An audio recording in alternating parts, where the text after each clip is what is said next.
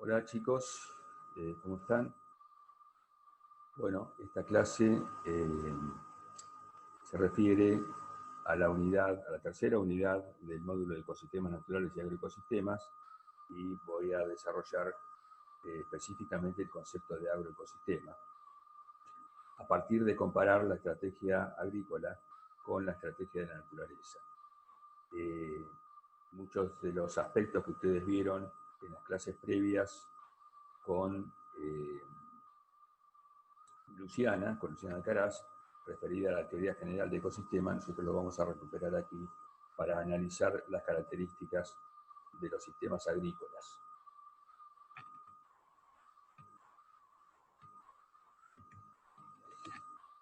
En cuanto a los componentes y relaciones de los ecosistemas, ustedes vieron con Luciana que los ecosistemas en general tienen una estructura trófica, ¿sí?, que relaciona los distintos componentes del ecosistema entre sí, ¿sí?, básicamente los autótrofos, herbívoros, carnívoros, detritívoros, parásitos, desintegradores y transformadores, que conforman entre sí distintas cadenas tróficas, ¿sí? Tenemos una cadena de depredadores, una cadena de detritívoros, de parásitos o de descomponedores. Todo esto ya lo vieron con Luciana, así que voy a ir un poquito rápido. La cuestión es que a través de estas cadenas tróficas tienen lugar una serie de procesos, empezando por el flujo de energía, ¿sí?, que se inicia a partir de la fotosíntesis en las plantas, en los autótrofos, y a través luego de una serie de transferencias de energía entre los distintos componentes, a lo largo de las cadenas, se completa este flujo de energía. Junto con el reciclaje de nutrientes, que forman parte de los ciclos bioquímicos, impulsado por las cadenas de descomponedores. Entonces, estos dos procesos, el flujo de energía y el reciclaje de nutrientes, o ciclo de la materia, van a dar origen a la productividad del agroecosistema, que se divide en la productividad primaria, cuando nos referimos a los autótrofos, y la productividad secundaria, cuando nos referimos a los heterótrofos en general. Si nosotros ahora reemplazamos estos términos ecológicos por términos agronómicos, los autótrofos los podemos reemplazar por las plantas cultivadas y las malezas que se establecen junto con los cultivos, los herbívoros por las plagas que consumen estas plantas, los carnívoros por los controles biológicos que consumen a las plagas, y los parásitos por las enfermedades que afectan el desarrollo de estas plantas. Entonces ahí tenemos un sistema agrícola, ¿sí? Y si pensamos en un sistema de producción animal, reemplazamos los autótrofos por las pasturas, las malezas, el rodeo vacuno, los herbívoros por el rodeo vacuno, y bueno, las enfermedades de los animales, reemplazando a los parásitos. Quiere decir entonces que, en definitiva, los agroecosistemas cambian los componentes del ecosistema, pero conservan la base estructural y funcional de los ecosistemas naturales, ¿sí? De todos modos, existen una serie de diferencias entre estos dos tipos de ecosistemas, que es lo que vamos a hacer de aquí en adelante. ¿Sí? Vamos a comparar las características de los, vamos a analizar las características de los sistemas agrícolas a partir de compararlos con los ecosistemas naturales. Bien, similitudes y diferencias entre agroecosistemas y ecosistemas naturales. En cuanto a los objetivos, bueno, los ecosistemas naturales obviamente no tienen objetivos y funcionan simplemente de acuerdo a las leyes de la naturaleza, y sí priorizan el equilibrio con el ambiente. Esto lo vieron ustedes cuando vieron la clase de sucesión con Luciana, que los ecosistemas se desarrollan siguiendo una determinada dirección hasta alcanzar un estado denominado clímax, en donde alcanza la madurez, y en ese estado de madurez se establece un equilibrio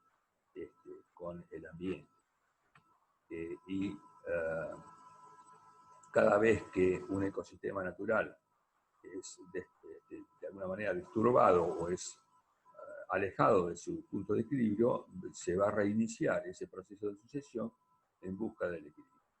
En cambio, los agroecosistemas sí tienen un objetivo determinado que está establecido obviamente por el ser humano, ¿sí? Y es el de generar utilidades, ¿sí? Alimentos, fibras, etc. Por supuesto también tienen un objetivo económico. Y en este caso se prioriza la productividad por sobre el equilibrio. Esto lo vamos a ver un poco más adelante, y también vamos a ver que genera algunos inconvenientes importantes. Respecto de la energía, los ecosistemas, la diferencia fundamental es que los ecosistemas naturales funcionan exclusivamente en base a energía solar, mientras que los agroecosistemas, además de la energía solar, necesitan subsidios, lo que denominamos subsidios de energía, ¿sí? El aporte extra de energía, de otro tipo de energía, en este caso energía fósil, para poder funcionar. Vamos a ver un ejemplo. Aquí comparamos un maíz convencional con una pradera natural. En ambos casos, la principal fuente de energía es la energía solar. La diferencia es que de cada 100 megajoule por hectárea de disponibilidad de energía solar, en el caso de la pradera natural, utilizan 0,11 megajoule. ¿Sí? Esto es un dato bibliográfico, puede variar con otros tipos de ecosistemas, pero aproximadamente 0,11% de la energía disponible solamente es utilizada en una pradera natural. En cambio, en un cultivo, esta eficiencia mejora sustancialmente y se eleva a 0,36 megajoule cada 100 megajoule disponibles, 0,36%. Es muy bajo el aprovechamiento de la energía solar, pero aún así, con esa energía utilizada, es suficiente para mantener ambos sistemas en funcionamiento. Ahora bien, para que el cultivo de maíz pueda triplicar la eficiencia de uso de la energía solar, es necesario, además, aplicar energía subsidiada, ¿sí? ¿Y cómo se hace? Bueno, a través de la tecnología. Acá tienen algunos datos, simplemente para ejemplificarlos, de los megajoule extras por hectárea que se necesitan bajo forma de tecnología para poder sostener el funcionamiento de este agroecosistema. ¿Sí? Entonces acá tenemos la energía que se gasta en producir la maquinaria, los combustibles que se gastan en realizar las tareas, la electricidad, la energía que se utiliza para producir los fertilizantes, las semillas, los insecticidas, los herbicidas y el transporte. Y este es el total, ¿no es cierto?, de energía subsidiada que es necesario aplicar a este sistema para poder mantener el funcionamiento y la productividad de este sistema. Entonces, esta diferencia es fundamental entre ambos tipos de ecosistemas. Acá necesitamos energía subsidiada, en cambio los ecosistemas naturales funcionan solamente en base a energía solar.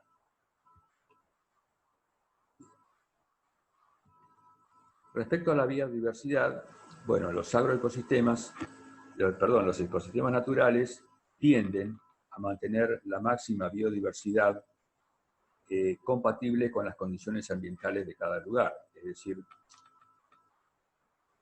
cada ambiente tiene un potencial determinado para mantener determinada cantidad de diversidad biológica.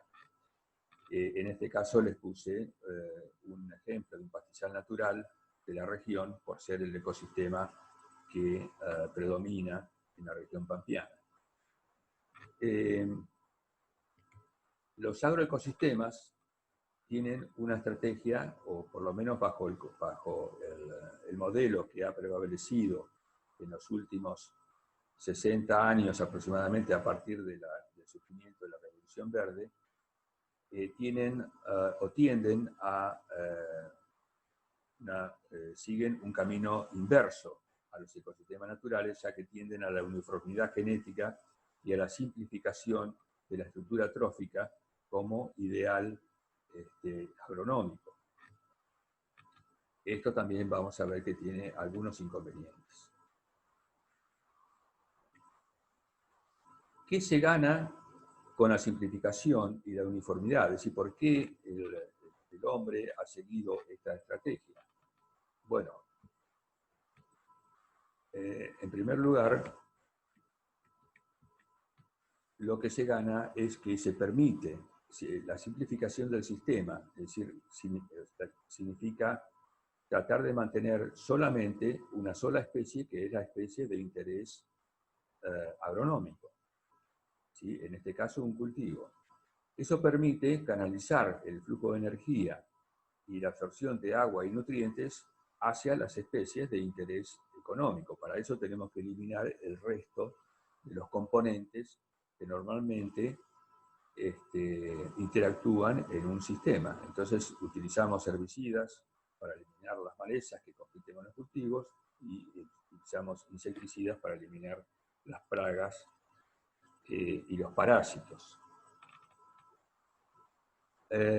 Y además, la otra ventaja que tiene simplificar el sistema es que permite sincronizar la planificación, el manejo y la ejecución de las prácticas agrícolas. Bien, esto por un lado. Ahora, por otro lado, ¿qué se pierde con la simplificación y la uniformidad? Si parece el costo de elegir esa estrategia. Bueno, se pierde fundamentalmente biodiversidad, ¿sí? ¿Qué es la biodiversidad? Creo que algo vieron con Luciana. Bueno, básicamente la biodiversidad se manifiesta en los distintos niveles de organización biológica y significa que en cada uno de esos niveles existen unidades diferentes, ¿sí? En las células existen variedades de genes, en los individuos variedades de células, en las poblaciones variedades de genotipos, en las comunidades variedad de poblaciones, en los ecosistemas variedad de comunidades, en las ecorregiones variedad de ecosistemas. Bien, toda esta diversidad, la importancia que tiene que constituyen un sistema adaptativo complejo que permite dar respuestas colectivas a cambios en el ambiente. Es decir, cada vez que hay un cambio ambiental, el sistema pone en juego distintas variantes de todas las que tiene disponibles para poder responder a ese cambio, y esto implica que el ecosistema tiene la posibilidad de tener estabilidad y resiliencia. ¿Sí? Ahora vamos a ver un poquito más adelante qué significa cada una de estas dos cosas, pero son dos atributos fundamentales de los ecosistemas en general y de los agroecosistemas en particular. ¿Sí? Bien. Entonces, esta es una de las cosas que pierde el ecosistema cuando se simplifica.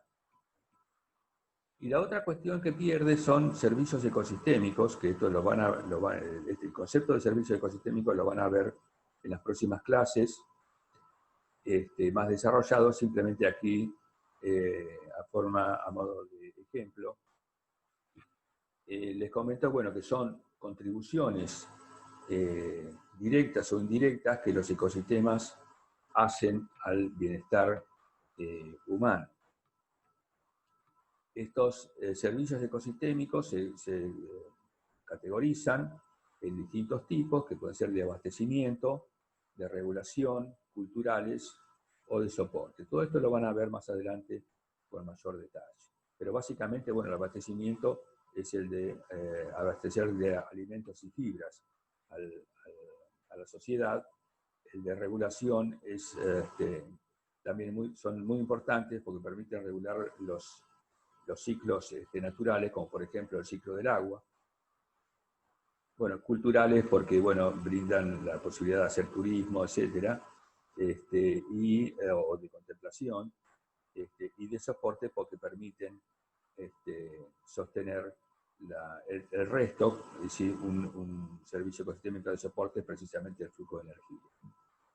Bien, en los ecosistemas naturales estos servicios ecosistémicos están en equilibrio, ¿sí?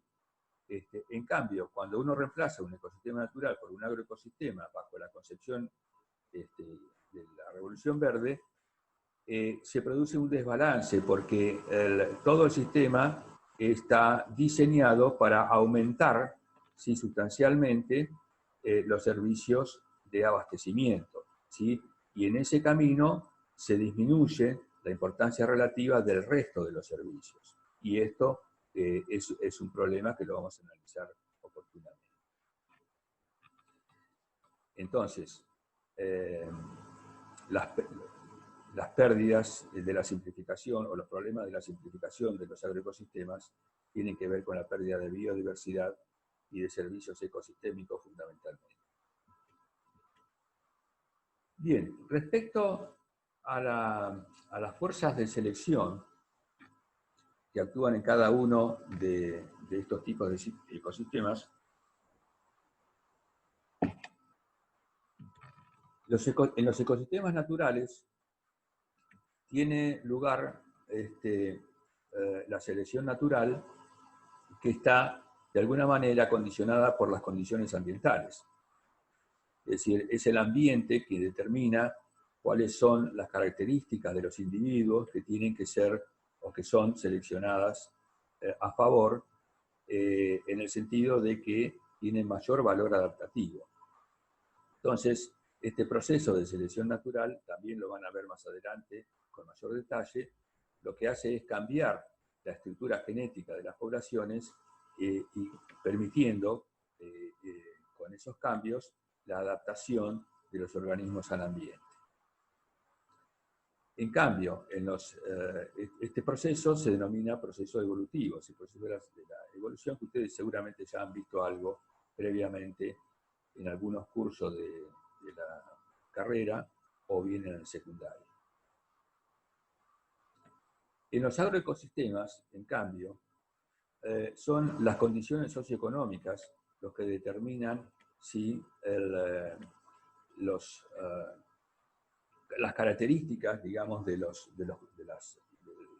organismos que van a ser explotados, y el mecanismo que se usa es el mejoramiento genético, ¿sí? O la fitotecnia, a partir de los cuales se obtienen entonces fenotipos comerciales con determinadas características que son buscadas establecidas previamente, y eso implica que ahora tenemos que adaptar el ambiente a los organismos y no como ocurre en la naturaleza, donde los organismos se adaptan al ambiente. Bien. Este proceso entonces es un proceso tecnológico, a diferencia de la evolución, que es un proceso natural, ¿sí? Acá entonces estamos diferenciando los distintos tipos de selección que tienen lugar en cada uno de estos ecosistemas. Ahora bien, la pregunta es, ¿por qué en la agricultura moderna el ambiente debe adaptarse al fenotipo, ¿sí?, contrariamente a lo que ocurre en la naturaleza? Bien, en primer lugar, las plantas cultivadas sí utilizan recursos ambientales que provienen del suelo y de la atmósfera, ¿sí?, carbono, fósforo, nitrógeno, el agua, la luz, etc. Y con estos recursos genera determinadas funciones. Por ejemplo, el crecimiento vegetativo, a partir de las hojas, tallos y raíces, el desarrollo de defensas contra depredadores, como pueden ser espinas, pelos o toxinas, la reproducción,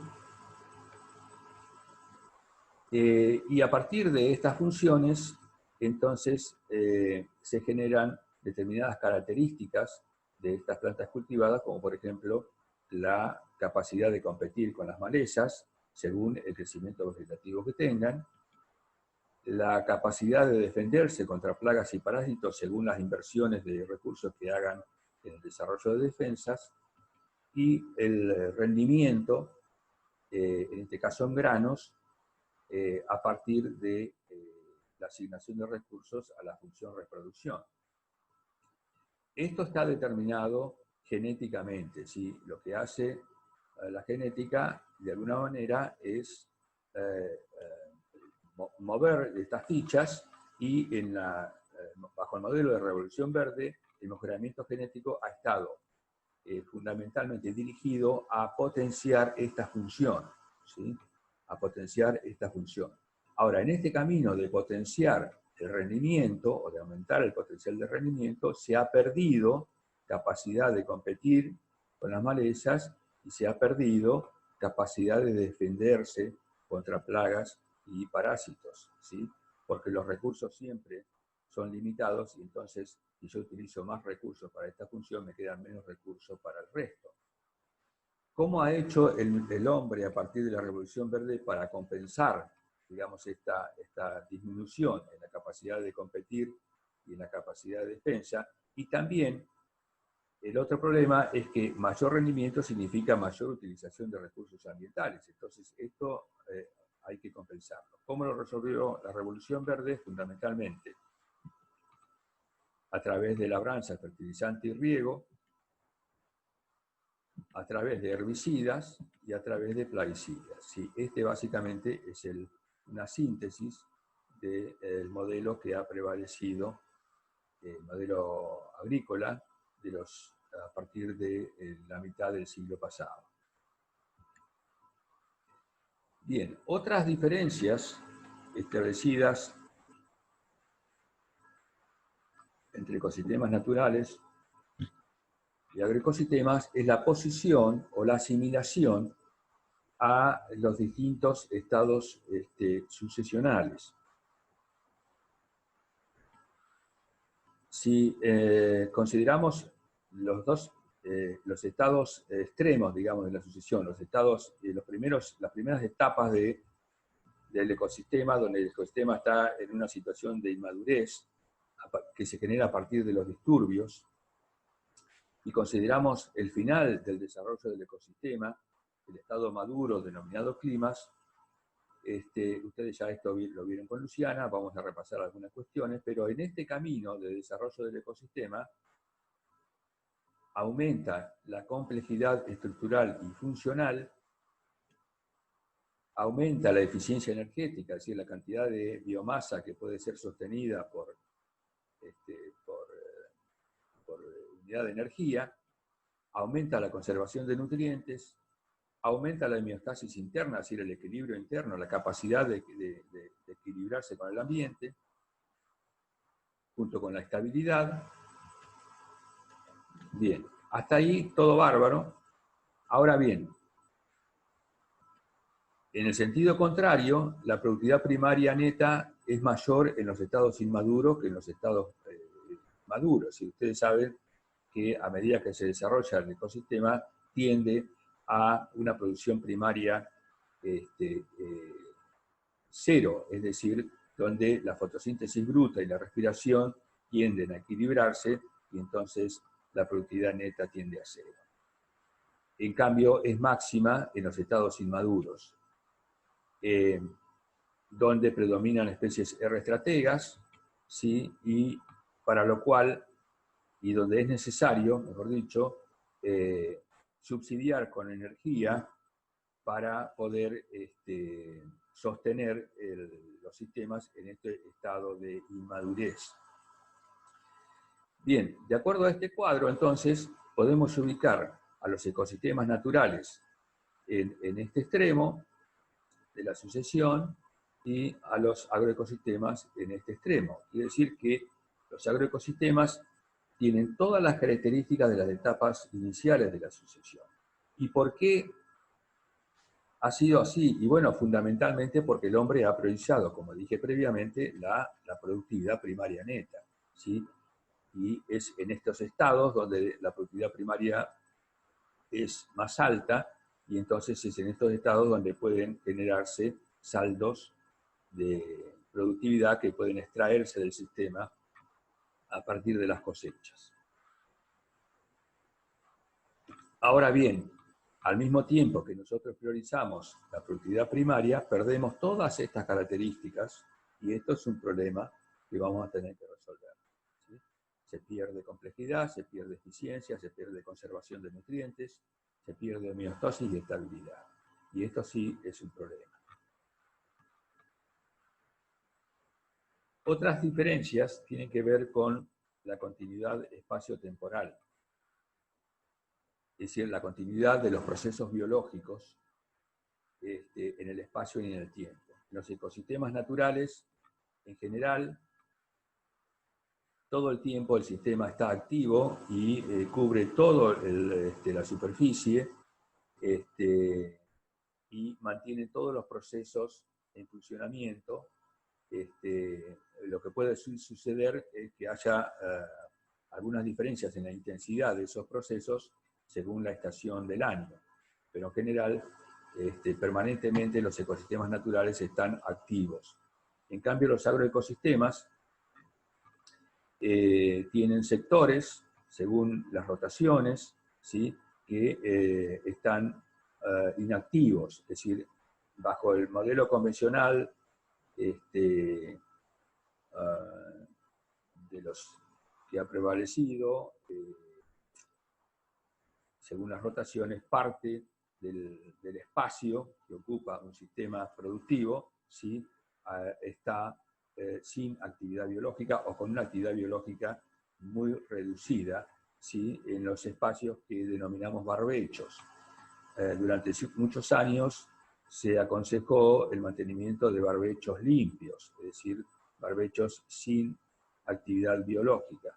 Esto hoy, este concepto se está revirtiendo, más adelante lo vamos a analizar.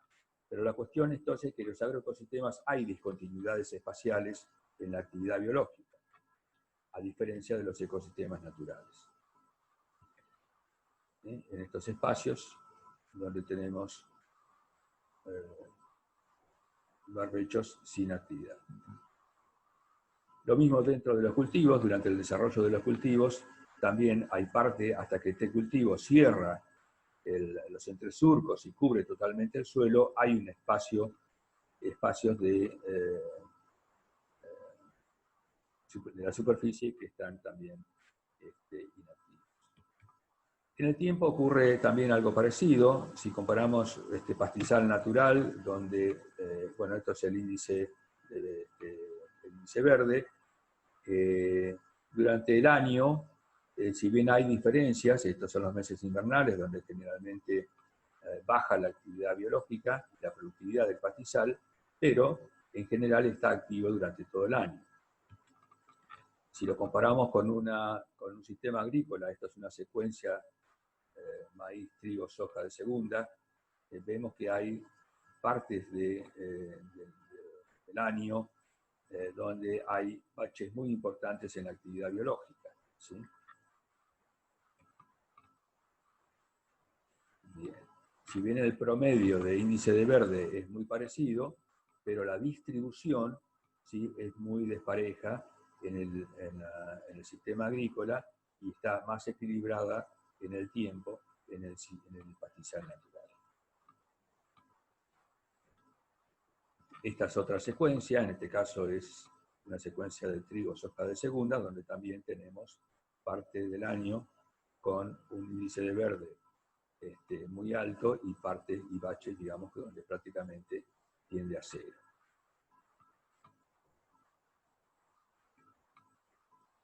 Acá también el promedio es similar, pero la distribución es muy diferente.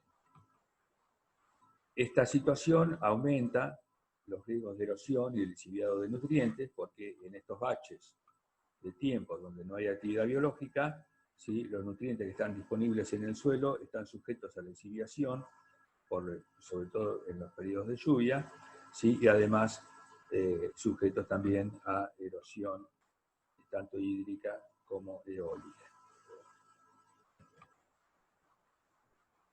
Y también hay pérdida de sincronización entre microorganismos y plantas. Todo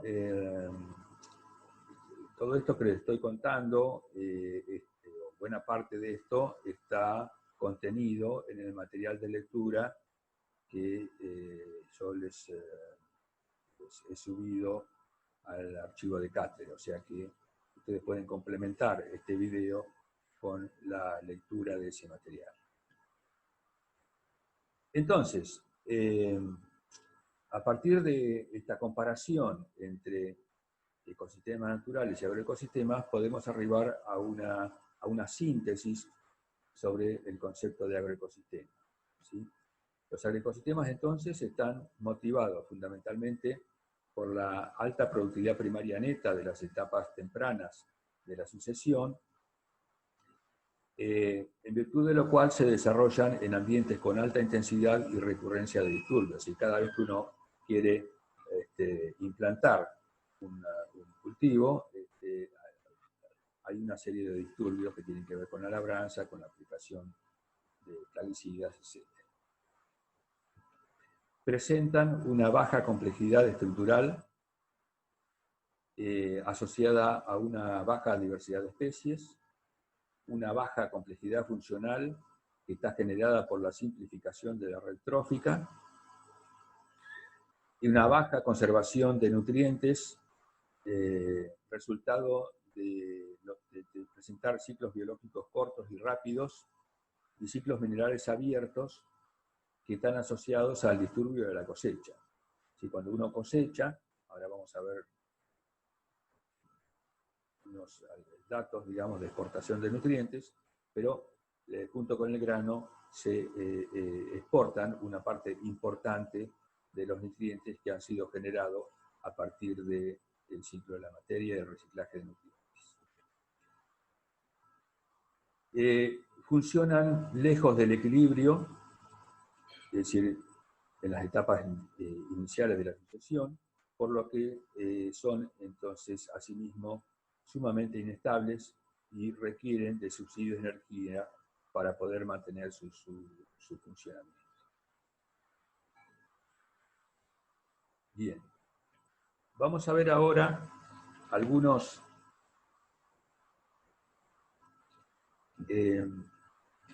indicadores o atributos de los agroecosistemas que permiten analizar su performance. Es decir, hasta acá lo que vimos son las características estructurales, fundamentalmente, a partir de las diferencias con los ecosistemas naturales. Vamos a ver ahora cómo podemos analizar la performance de los agroecosistemas. Vamos a empezar por la biomasa y productividad. ¿Qué diferencia hay entre estos dos atributos? La biomasa tiene que ver con la cantidad de materia orgánica acumulada en un momento dado, ¿sí? Puede expresarse en términos de energía, como por ejemplo en joules por metro cuadrado, o en términos de materia, en este caso kilogramos de materia seca por hectárea, ¿sí? O puede ser por metro cuadrado, o sí, puede ser gramos por metro cuadrado, kilogramos por hectárea, etc. Entonces, la biomasa es una cantidad que uno la mide en un momento determinado. En cambio, la productividad representa la tasa de producción de biomasa, ¿sí? Como resultado del flujo de energía y del ciclo de la materia. Como es una tasa, se expresa por unidad de tiempo, ¿sí? Entonces, puede ser en términos de energía, joules por metro cuadrado por día, o en términos de materia, gramos de materia seca por metro cuadrado por día, o kilogramos de materia seca por hectárea por año. ¿Sí? Son distintas maneras de expresar la productividad. Pero esta es la gran diferencia. ¿Sí? Que aquí, entonces, evaluamos la producción de biomasa en un tiempo determinado. Bien, vamos a ver algunas relaciones entre biomasa y productividad entre distintos ecosistemas. Algo de esto creo que vieron también con Luciana. En este caso tenemos un cuadro que presenta para los distintos tipos de ecosistemas la productividad primaria neta, la biomasa y la relación entre estas dos variables, es decir, la productividad primaria neta por unidad de biomasa. Y acá hay algunas diferencias importantes con, entre ecosistemas. En el caso, por ejemplo, de los bosques templados o las selvas tropicales, que son los ecosistemas que tienen la mayor productividad primaria neta, estos tienen a su vez una biomasa establecida muy alta, y entonces la relación entre productividad y biomasa es baja, es decir, por cada unidad de biomasa presente, por cada kilo de biomasa presente, se producen 45 gramos, en este caso, de nueva biomasa. En cambio, si comparamos esto con los cultivos en general, vamos a ver que los cultivos tienen una biomasa inferior a la de un bosque, a la de una selva, una productividad menor, ¿sí? Pensada en gramos por gramos por metro cuadrado por año, pero eso lo producen con una biomasa también mucho menor, ¿sí? Entonces, la relación entre estos dos nos da que la eficiencia de uso de esa biomasa, es decir, la cantidad de productividad que produce cada gramo de biomasa presente en el sistema, es mucho más alta, ¿sí? Y lo mismo ocurre con los pastizales naturales o pastos. Bueno, este mapa es lo mismo que está arriba, nada más que acá están distribuidos los distintos ecosistemas a lo largo del mundo.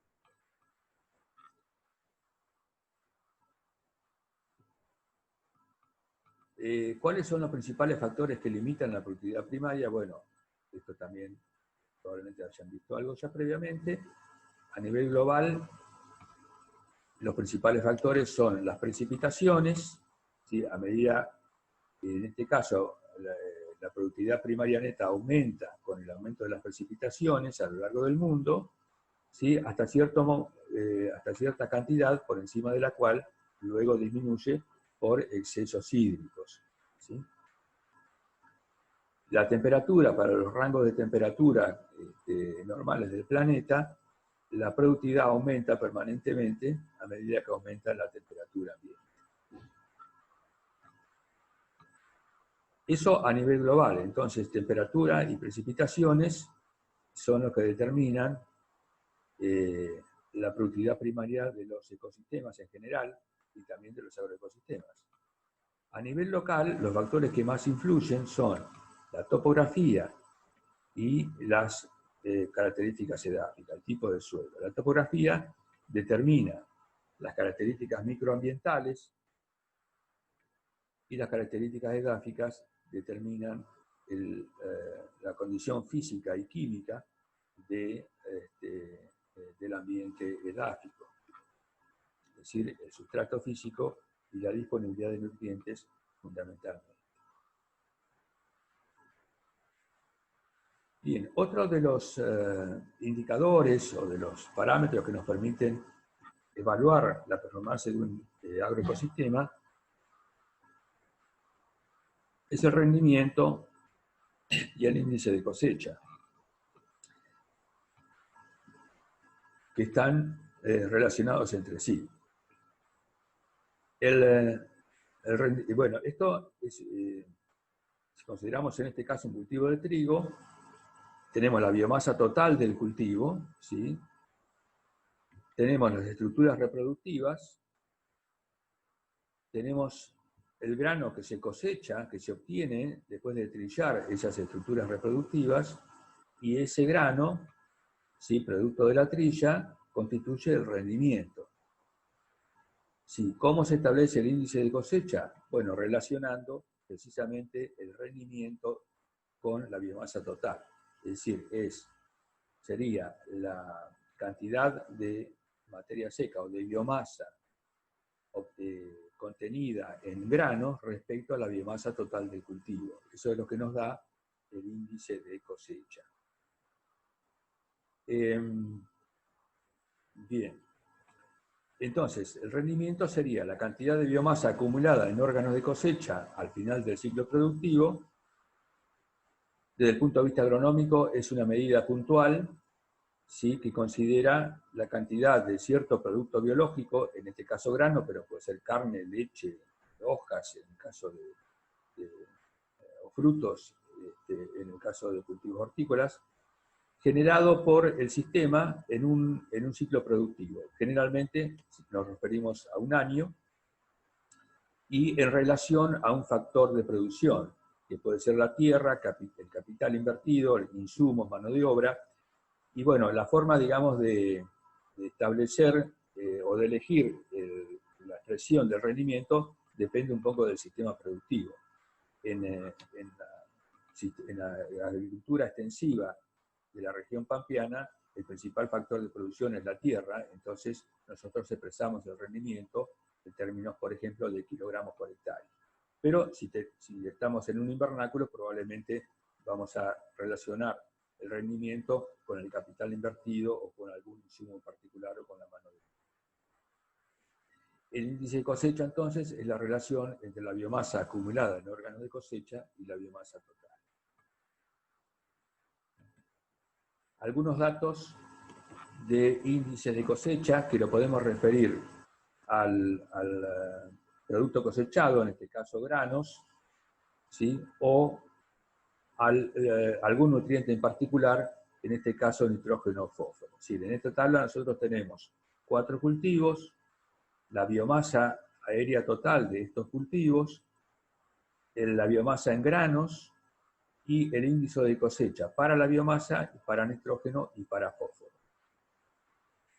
En general, entonces, podemos decir que el índice de cosecha varía entre 0,30 y 0,40 o 0,50, es decir, que según el cultivo y las condiciones de producción de ese cultivo, entre un 30 y un 50% de la biomasa aérea puede llegar a cosecharse, ¿sí? Bajo la forma de granos.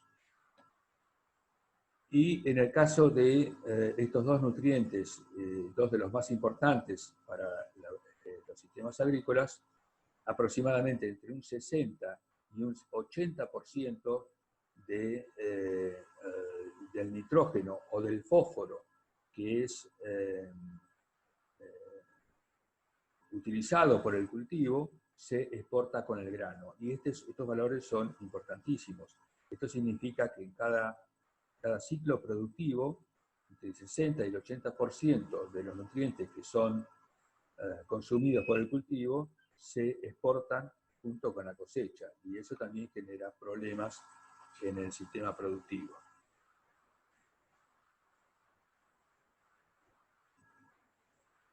Bien, otra de las características que nos permiten, o de los atributos que nos permiten analizar la performance de los agroecosistemas es la estabilidad y la sustentabilidad. ¿Qué diferencias hay? Bueno, la estabilidad tiene que ver con las variaciones en productividad entre años de un sistema productivo, un sistema agrícola, que resultan como consecuencia de las fluctuaciones ambientales normales, es decir, cambios entre años en las precipitaciones, en el régimen de heladas, en las temperaturas, etc., generan variaciones en la productividad y entonces, según sean esas variaciones, va a ser la estabilidad del sistema. Un sistema que varía poco su productividad, o que mantiene su productividad más o menos bajo ciertos rangos, independientemente de las variaciones climáticas, por ejemplo, es un sistema estable. Por el contrario, si es muy susceptible a los cambios ambientales, ese sistema va a ser poco estable. Se puede cuantificar por medio del coeficiente de variación en torno a la media de la productividad. Si recuerdan este tema de estadística, es muy fácil de verificar.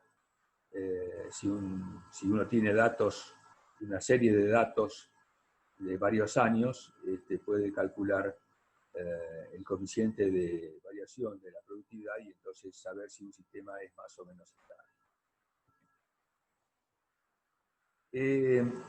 Respecto a la sustentabilidad, podemos analizarla en un sentido estricto o en un sentido más amplio. En un sentido estricto, la sustentabilidad es una medida de la capacidad que tiene el sistema para mantener la potencialidad productiva en forma indefinida. puede ser analizada a través de la tendencia de la productividad media a largo plazo. Si uno tiene una serie larga de años con datos de productividad, entonces si esa productividad se mantiene en término medio a lo largo del tiempo, ese sistema es sustentable. En cambio, si la productividad media tiende a reducirse con el tiempo, ese sistema tiene baja sustentabilidad. Y en un sentido más amplio, bueno, además de la productividad o del mantenimiento de la capacidad productiva, se utilizan otros elementos de juicio. Esto lo vamos a ver más adelante, más hacia el final del curso. Pero bueno, la sustentabilidad, además de la dimensión productiva, tiene otras dimensiones como la social y la económica.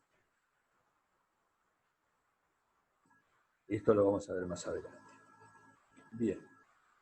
Vamos a ver acá 4 casos hipotéticos donde se combinan distintos valores de estabilidad y sustentabilidad para que se pueda visualizar mejor la definición de estos dos parámetros. En este gráfico tenemos la productividad a lo largo de los años, a lo largo de una serie de años. Cada puntito, ¿sí?, representa la productividad en un año determinado, y la línea, ¿sí?, ajusta esos puntos.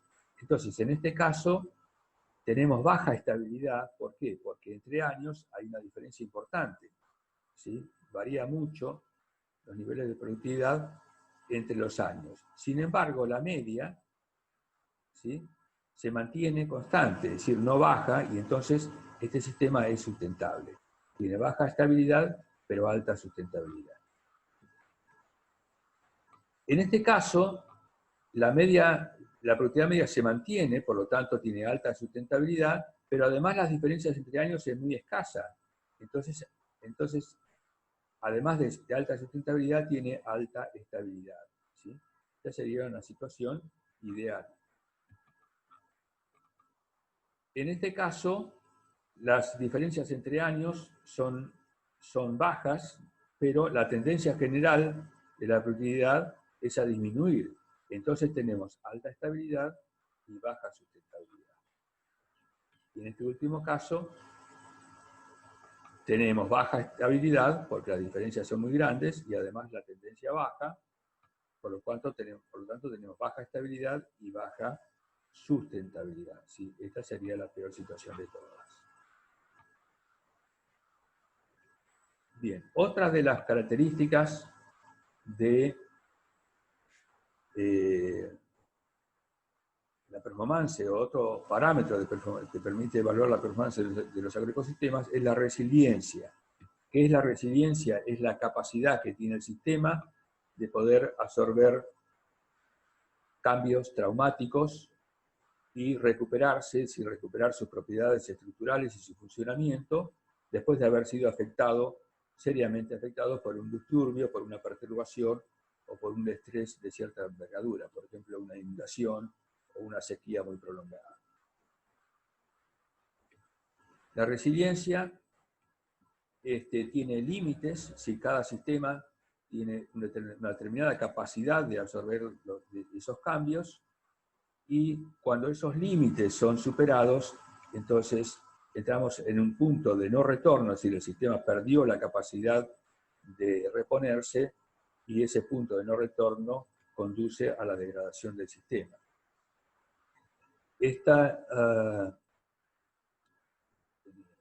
caso de los agroecosistemas, la expansión y la intensificación agrícola que ha caracterizado el desarrollo agrícola de las últimas décadas, junto con el cambio climático, la deforestación o el sobrepastoreo, ¿sí?, pueden conducir al sistema a este punto de no retorno y consecuentemente ingresar a una etapa de degradación del sistema.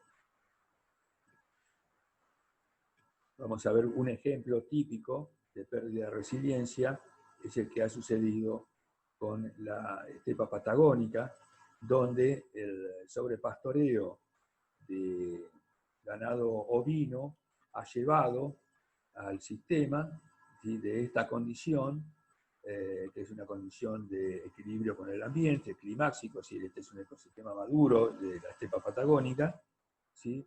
El sobrepastoreo de este recurso por el ganado bovino ha llevado a esta situación. En esta situación hay sectores de la estepa patagónica que ya no pueden ser recuperados. Esto ya no se puede recuperar naturalmente.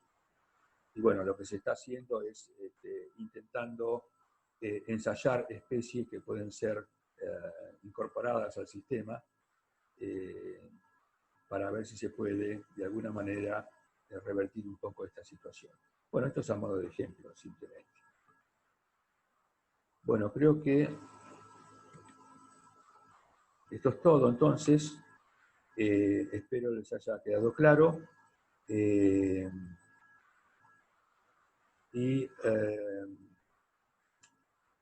este caso, entonces, quedo a disposición de ustedes si tienen preguntas que hacer, lo pueden hacer por mail, ¿sí? O creo que les dejé mi teléfono, también pueden llegar a llamarme, no hay ningún problema.